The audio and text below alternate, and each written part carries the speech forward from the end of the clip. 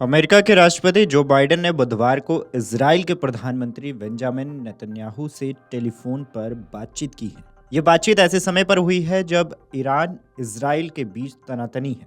White house ने ये जानकारी दी है। इस बातचीत के दौरान बेंजामिन नेतन्याहू ने इजराइल के ईरान पर संभावित हमले को लेकर अमेरिका का समर्थन दोहराया और लगातार संपर्क में रहने की बात भी कही है। हसन नसरल्ला की मौत के बाद ईरान ने इजराइल पर हमला किया था। इससे पहले जब सीरिया में इजरायली हमले में ईरान के शीर्ष सैन्य कमांडर मारे गए थे, तब भी ईरान ने इजराइल पर हमला किया था। ऐसे में अब सभी की निगाहें इजराइल के जवाब पर टिकी हैं। जो बाइडेन और बेंजामिन नेतन्याहू की यह बातचीत बीते 2 महीने में पहली बार हुई है। इस दौरान बाइडेन ने नेतन्याहू को लेबनान में आम नागरिकों को कम से कम नुकसान पहुंचाने का आग्रह भी किया है। इससे पहले अमेरिका ने इजराइल को ईरान के तेल ठिकानों पर हमला न करने को कहा था। गौरतलब है कि बीते दिनों ईरान ने इजराइल पर मिसाइल और रॉकेट से हमला किया था।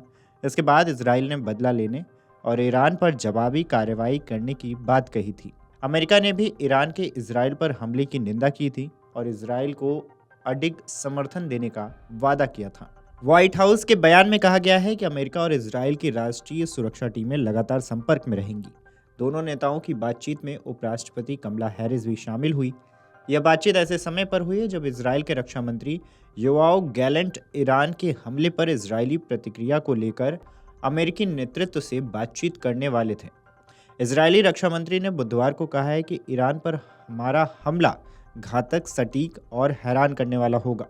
व्हाइट हाउस ने बताया कि दोनों नेताओं के बीच करीबन 30 मिनट तक बातचीत हुई है। लेबनान पर इजरायली हमले को लेकर व्हाइट हाउस की प्रवक्ता जीन पियरे ने कहा है कि हम लेबनान को दूसरे गाजा में बदलते नहीं देख सकते हैं और न ही देखेंगे। पश्चिम एशिया के हालात को लेकर जो बाइडेन और बेंजामिन नेतन्याहू के बीच तनाव की खबरें आई थी। जब इसे लेकर व्हाइट हाउस की प्रवक्ता से सवाल किया गया तो उन्होंने इस पर कोई टिप्पणी करने से इनकार कर दिया है।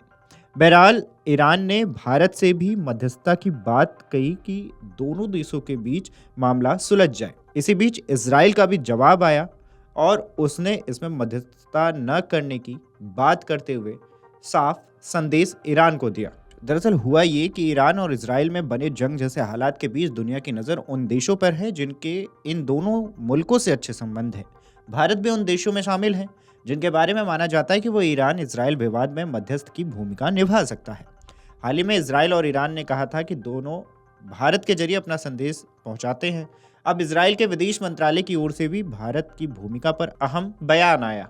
इजराइल के विदेश मंत्रालय के उप प्रवक्ता एलेक्स ग्लैंडर ने कहा कि भारत सरकार के साथ हमारे बहुत अच्छे संबंध है। ये संबंध सिर्फ सरकारी स्तर पर नहीं बल्कि लोगों से लोगों के स्तर पर भी हैं।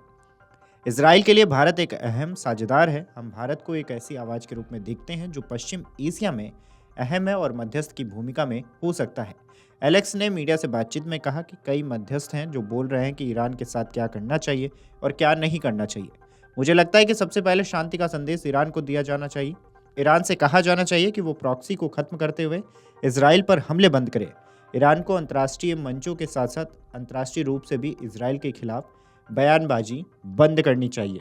एलेक्स ग्लैंडर ने ईरान पर निशाना साधते हुए कहा कि ईरान एक असफल देश है जिसकी अर्थव्यवस्था तबाह हो चुकी है और सेना भी निष्क्रिय है। हम पर गोली चलाने के लिए उनके पास एक रॉकेट प्रणाली है। ईरान अपने तेल और गैस से मिले पैसों का इस्तेमाल करके अपने नागरिकों का जीवन स्तर सुधार सकता था, लेकिन उसने सारी रकम पश्चिम एशिया में प्रॉक्सी को मजबूत करने के लिए किया है। अगर आप ये वीडियो YouTube पर देख रहे हैं तो हमारे चैनल को सब्सक्राइब कर बेल आइकन दबाएं और Facebook पर देख रहे हैं तो हमारे पेज को लाइक करें। 8 मिलियन प्लस सब्सक्राइबर, आपके इस भरोसे के लिए बहुत धन्यवाद।